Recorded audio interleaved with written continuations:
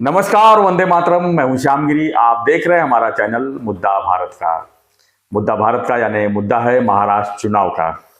जी हाँ, चुनाव खत्म हो गया, रिजल्ट भी आ गए और आज का दिन ऐसा कहा जाए तो देखा जाए तो बीजेपी के दिन से ही जाना जाएगा, क्योंकि जो ऐतिहासिक जीत महाराष्ट्र में हासिल की है उस जीत के आगे जो झारखंड का चुनाव परिणाम आया वो दब गया। यानी वहाँ पर बीजेपी नहीं आई लेकिन वो दब गया। उत्तर प्रदेश में भी जो है 9 सीट थी, उसमें 7 सीट बीजेपी आते हुए दिख रही है पूरी तरह से। यानी देखा जाए तो आज का दिन जो है बीजेपी के नाम से रहा है और बीजेपी को एक तरह से ऐसे ही जीत दिलाई है जो लोकसभा की जो जीती हुई फीकी हुई जीत थी वो भी दब गई है। यानी आज जो है महाराष्ट्र ने ये दिखा दिया है कि बीजेपी आज भी नंबर 1 पार्टी है और वही बीजेपी ही जो है लोगों के हित की पार्टी है। तो हम इसी पर चर्चा करेंगे और जानेंगे कि इस जीत का मुख्य इसके पीछे के कारण क्या रहे हैं। क्या कटेंगे बटेंगे चल गई, क्या एक रहेंगे तो बने रहेंगे ये चल गई, क्या विकास की भाषा चली, या 2.5 साल जो महाविकास आघाड़ी महाराष्ट्र में थी इसके पहले उनकी नाकामी का परिणाम रहा है। सब यही कह रहे थे कि सहानुभूति की लहर है, शरद पवार जी हैं, उद्धव ठाकरे जी हैं, इनके ऊपर सहानुभूति की वोट लहर जो है वो बीजेपी को मुश्किल पैदा कर रही है। यानी 100 सीट भी जीतना मुश्किल हो जाएगा महायुति के लिए। लेकिन आज जो है सब कुछ धरा का धरा रह गया। किसी ने भी उम्मीद नहीं की थी। हमने कई बीजेपी नेताओं से भी चर्चा की थी, उनका यही कहना था कि महायुति सरकार बनेगी, लेकिन 140 कोई कह रहा था, कोई 150 कह रहा था, कोई 160 तक कह रहा था दबी जबान से। 160 कहना भारी पड़ रहा था। लेकिन आज देखा जाए तो जो रिजल्ट आए हैं आप देख सकते हैं हमारे टीवी स्क्रीन के पीछे 223, पिछले 3 घंटे से मैं देख रहा हूँ 220 से 223 तक लगातार यही आंकड़े बने हुए हैं। रुझान है, अभी फाइनल आंकड़ा जो है और 2 घंटे 3 घंटे लगेंगे, हो सकता है तब तक हमारा वीडियो आप तक पहुंच जाए। लेकिन जो रिजल्ट आए हैं उसके लिए हम भी नहीं उम्मीद किए थे। हम लगातार अपने वीडियो में चर्चा कर रहे थे आप लोगों से कि सरकार तो महायुति की बनेगी, क्योंकि इसके पीछे कारण सबसे बड़ा ये रहा है कि लोगों को समझ में आया है कि डबल इंजन सरकार रहेगी तो ही महाराष्ट्र का विकास होगा, तो ही जो है महाराष्ट्र का भला होगा। क्योंकि 2.5 साल जिस तरह से कोरोना काल में महाआघाड़ी ने दिखाया है अपना कि वहाँ पर एंटालिया का जो मामला था, वहाँ पर बम रखे गए, क्या क्या झोल हुए, होम मिनिस्टर जेल में गए, 100 करोड़ के ऊपर एक दिन का वसूली का आरोप लगा। तो ये लोगों को लोग भूल नहीं पाए और कहीं न कहीं लोगों ने कहा कि इसमें सबसे बड़ा आकर्षण का केंद्र आज जो देखा जाए तो एकनाथ शिंदे जी रहे। उनका तो पूरा करियर दांव पे लगा हुआ था। जिस तरह से उन्होंने 40 विधायकों को लेके जो वहाँ से निकले और महायुति के साथ सरकार बनाई और खुद मुख्यमंत्री एक आश्चर्यजनक रूप से मुख्यमंत्री बने। और वो मुख्यमंत्री बनने के बाद 2 साल जिस तरह से उन्होंने काम किया, लोगों के बीच में बने रहे, किसी ने जो है ऑब्जेक्शन तक नहीं, मतलब ये नहीं कहा आज तक कि ये मुख्यमंत्री बराबर नहीं है या ये मुख्यमंत्री सही नहीं है, महाराष्ट्र का सत्यानाश हो गया।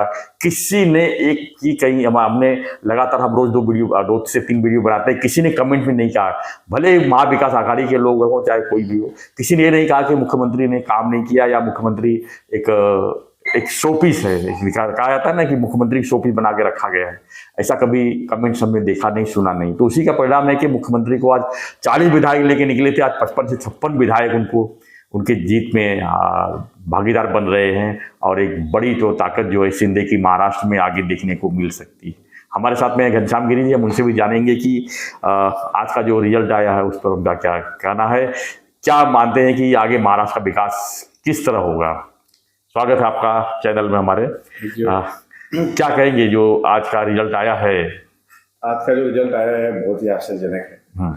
मतलब मुझे भी जो उम्मीद थी, मैंने डिस्कस भी किया था पहले कि 160-165 की उम्मीद है, लेकिन आपने बोला कि 155-160 हो जाए तो अच्छा है, लेकिन मुश्किल लग रहा है। बिल्कुल।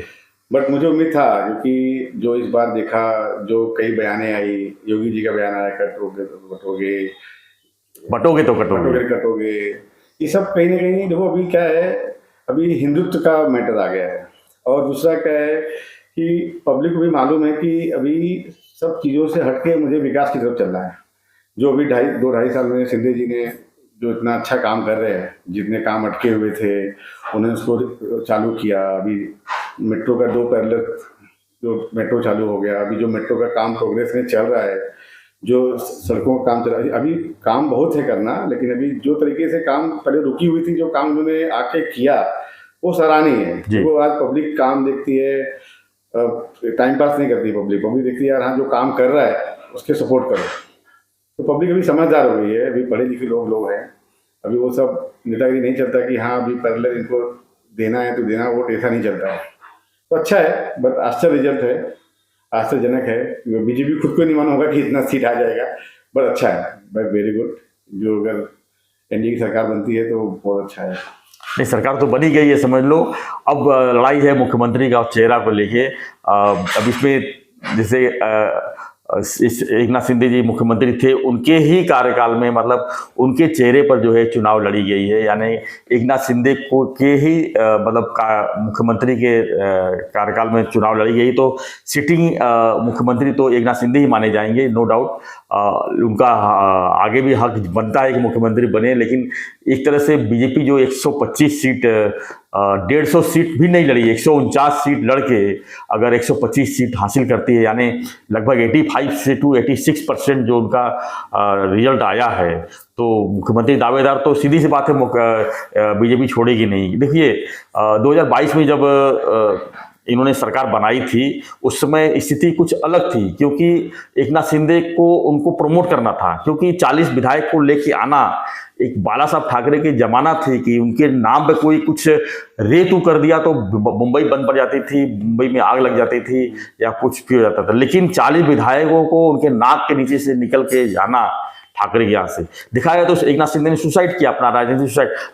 अगर लेफ्ट राइट होते थे, अगर कुछ उनके साथ में गलत होता था तो उनकी तो राजनीतिक करियर पूरी खत्म हो जाती थी, उनके बेटे का भी करियर था साथ में। क्या है, शिंदे जी एक सक्षम मतलब मंत्री भी रहे हैं और राजनेता भी रहे हैं। शिंदे जी बहुत समझदार इंसान है। शिंदे जी अपने काम में बिलीव करते हैं। शिंदे जी को पूरा कॉन्फिडेंट था, ठीक है। शिंदे जी ने अगर कोई चीज को रिस्क लिया है तो उनको मालूम था कि आज पब्लिक जनता देखती काम करने वाला कौन है, तो उनको कॉन्फिडेंट था। इस कॉन्फिडेंस से वो वहां से निकले और इसी कॉन्फिडेंस को उन्होंने वापस रिस्क लिया। और शिंदे जी बहुत मतलब चैलेंजिंग पर्सन है, और जो तरीके से वो अभी कर उनको मालूम है कि अगर बीजेपी की इतनी सीट आई है तो उन्होंने, देखो आप कभी भी इंटरव्यू देखो तो उन्होंने ये नहीं बोला कि मैं ही सीएम बनूंगा। बहुत समझदार इंसान है। उन्होंने सीधा बोला भाई जिसकी सीट ज्यादा आई है सीएम का हकदार उसी वही पार्टी होती है। ये कोई और होता तो बोलता नहीं मेरी इतनी आई है, मैं 40 से आया था, आज मैं 54-55 पे आ गया हूँ तो मैं ही सीएम बनूंगा, ऐसा नहीं है। जिद नहीं रखा। बहुत समझदार। उन्होंने कहा कि तीनों पार्टियां मिलकर डिसाइड करेंगे। उनको मालूम है, उनके चेहरे से उनके बातों से समझ में आ रहा है कि क्या होने वाला है क्या नहीं होने वाला है। लेकिन मेरे को नहीं लगता कि बीजेपी भी उनको धोखा देगी। अगर वो सीएम नहीं भी बनते हैं तो उनको एक अच्छा पोर्टफोलियो, एक अच्छा खाता और एक अच्छा जो जिम्मेदारी दी जाएगी उनको, क्योंकि सीएम के अलावा भी ऐसे कोई पोस्ट हैं जो सीएम के लेवल के होते हैं। जैसे नगर विकास मंत्रालय उन्होंने संभाला है, इसके पहले होम मिनिस्ट्री है, नंबर 2 की जो खाता माना जाती है। तो ऐसे लगता है कि उनको कोई अच्छी जिम्मेदारी उनको दी जाएगी और उनको उसमें मुझे लगता है उसमें भी सक्सेस होंगे। और आने वाले दिन में फिर से क्या ये मुख्यमंत्री 5 साल का कार्यकाल होता है, हो सकता है 2.5 साल के लिए फैसला हो, 2.5 साल से बीजेपी पहले बन जाए, 2.5 साल बाद में फिर एकनाथ शिंदे को कहा जाए भाई 2.5 साल के बाद हम तुमको फिर से बना देंगे, क्योंकि 2.5 साल इसके पहले रहे हैं, क्योंकि उनका कोटा अभी 2.5 साल बचा हुआ है। सॉरी, लेकिन जो तरीके से उनका अभी इंटरव्यू आ रहा है, जो तरीके से बयान दे रहे हैं, इससे तो क्लियर है कि उनका फर्स्ट अप्रोच नहीं रहेगा कि मैं सीएम बनूंगा। ये उनका बड़प्पन है, समझदारी है और अच्छी बात है जी। ये अगर मतलब कि देखा तो एनडीए के लिए अच्छा संकेत है, तो ये चलेगा सरकार और अच्छा कर रहे हैं। अगर शिंदे जी की कोई और भी जिम्मेदारी मिलती है तो उसमें भी प्रूव करने की कोशिश करें। बिल्कुल वेरी गुड। मतलब अपने आप को अजीत पवार के बारे में क्या कहोगे? क्योंकि अजीत पवार के बारे में नकारात्मक सोच बीजेपी ने भी रखा था। और लोग भी कहते थे कि जबरदस्ती घुसपैठी बना के यहाँ पे आ गए हैं, इनका कोई काम ही नहीं था, जरूरत नहीं थी, बेमतलब आके पड़े हुए हैं और इनकी वजह से बीजेपी हार जाएगी। ये जो नैरेटिव सेट किया गया था, इसका जवाब भी तो अजीत पवार ने बता दिया कि आज मैं जो भी हूँ शरद पवार के ऊपर हूँ मैं। यानी शरद पवार का जो सीट देखा जाए तो आज एक चाणक्य नीति जो कहा जाता था कि अगर महाराष्ट्र में कोई चाणक्य है तो वो शरद पवार है, लेकिन उसके ऊपर जो है आज उन्होंने मात दे दी कि जो असली से एनसीपी है वो अजीत दादा का है। और उन्होंने करके दिखाया कि आज दिखाया तो उनका जो है 35-36 सीट उनका भी आया हुआ है। देखो क्या है, शरद पवार जी को बोलते हैं कि गेम चेंजर, ठीक है। शरद पवार जी का जादू इस बार नहीं चला, क्योंकि अभी पब्लिक और जनता समझ गई है कि इमोशनल कार्ड हर बार नहीं चलता है, ठीक है। पब्लिक को चाहिए काम, ठीक है, बार बार आप अपने एज का वास्ता दोगे और अपने राजनीतिक करियर का वास्ता दोगे कि मुझे मेरा आखिरी चुनाव है, तो पब्लिक अभी इमोशनल फुल नहीं बनने वाली है। ठीक है, और बात रही अजीत पवार की, तो अजीत पवार शुरू से भी अगर शरद पवार जी के साथ थे तो उन्होंने अपनी चीज़ें रखने की कोशिश की, जब उनकी चीज़ें नहीं हुई तो उन्होंने उससे अलग करके शिंदे जी के साथ उन्होंने कदम उठाया और आए, और उनके पीछे बहुत कुछ लोग बोले, क्या बोले, वो उन्होंने उसको इग्नोर करके अपने आप को प्रूफ किया। बिल्कुल। तो ये जनता ने भी उनको एक्सेप्ट किया है। अभी जनता को भी चाहिए कि भाई हमको यंग नेता चाहिए जो काम करने वाला हो, जो अपनी एज को लेके, अपने करियर को लेके वास्ता दे, वो अब नहीं चलने वाला। ठीक है, शरद पवार जी को देखा सही समय से अब उनको रिटायरमेंट ले लेना चाहिए, उनको एक्सेप्ट करना चाहिए। इसी में ही सबकी रक्षा है जी। मतलब जबरदस्ती का नहीं आना चाहिए उनको अभी रिटायरमेंट। अब उनका उम्र देखते हुए उनकी तबीयत भी खराब हो गया है। ठीक है, उन्होंने अपनी कोशिश की, 100% किया, लेकिन अभी उनको रिटायरमेंट ले लेना चाहिए जहाँ तक लगता है। जनता ने भी वो जवाब दिया कि भाई रिटायरमेंट ले लो, आराम करो आप, जो यंग लोग हैं उनको काम करने वाले लोग उनको मौका दो। बिल्कुल बिल्कुल सही कहा आपने कि जो काम करने वाले हैं उनको मौका मिलना चाहिए। महाराष्ट्र में काफ़ी समस्याएं हैं।